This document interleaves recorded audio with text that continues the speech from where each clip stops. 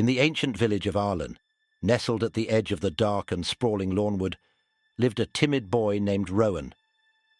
The villagers often spoke of the lawnwood's eerie secrets and forbade their children from wandering too deep into its shadows.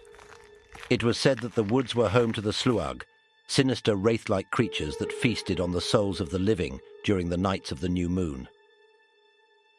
One chilly autumn evening, as a new moon approached, Rowan's curiosity overcame his fear.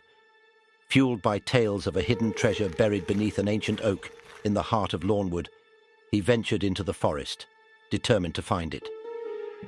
As the sky darkened and the world around him became a maze of shadows, Rowan felt the oppressive silence of the forest weighing down on him. The usual sounds of night creatures were eerily absent, replaced by a chilling whisper that seemed to call his name from the depths of the darkness. Pushing deeper into the woods, Rowan came upon the ancient oak, its gnarled branches twisting under the weight of countless years. As he approached, the air grew cold and a thin mist began to swirl at his feet. It was then that he heard the fluttering of countless wings, and the soft, menacing whispers grew into a cacophony. Frozen in place, Rowan watched in horror as the Sluagh emerged from the mist.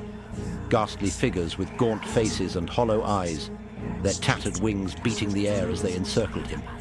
The Sluagh spoke in a language lost to time, their voices a mix of cries and whispers that made Rowan's heart pound in terror. They demanded a tribute in exchange for any treasures taken from their realm. Paralyzed with fear, Rowan pleaded for mercy, his voice barely a whisper. Understanding his plea, the Sluagh proposed a grim deal. He could take the treasure, but in exchange, he must leave behind what he held dearest. His shadow, the essence of his life force.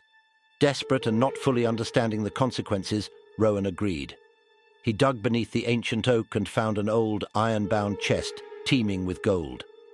As he filled his pockets, the Sluagh descended upon him, severing his shadow from his body with a touch as cold as death itself.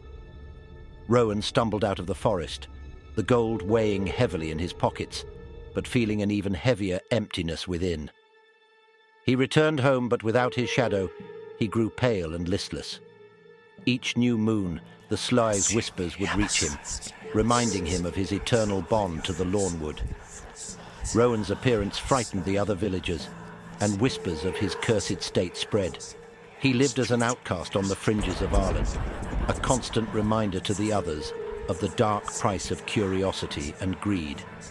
And so, Rowan lived, never aging, a ghost among men, forever bound to the Sluagh of the Lawnwood, with only the chilling whispers of the night as his constant companions.